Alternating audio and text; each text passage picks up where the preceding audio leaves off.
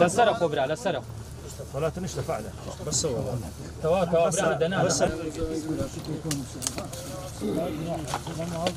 برعيري هذا شباير او شركاك او شركه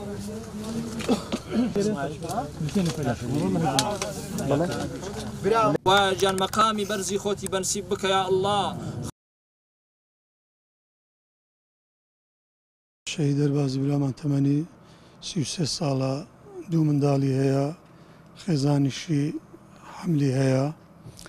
بەداخەوە ئەوڕۆ لەبەر ئێمالی وەزارەتی پێشمەرگە و حکوومەت کە هیچ ڕێنمایەکیان نییە بۆ ئەو ڕوودا و سروشتیانە بۆ هێزی پێشمەرگە سەنگەرەکانیان هیچ ئەمانیان تێدا نییە بەڕاستی ئەمە وەزارەتی پێشمەرگە و حکوومەت هێرێن بەکەم تەرخەمەزانین لەوەی کە ڕوویدایە. من بەخۆم دوێنێ قسەم لەگەڵ بەڵام هاوسەری چەند چرکەیەک پێش ڕوودانەکە چەند دقەیەک پێش ڕوودانەکە دیارە پەیوەندیان هەبووە بەداخەوە لە دوایەوە هیچ پەیوەندیمە پێوە نەماوە. بەڕاستی کاک دەرباز یەکێک بوو لە پێشمەرگە ئازاکان یەکێک بوو لە پێشمەرگە قارەمانەکان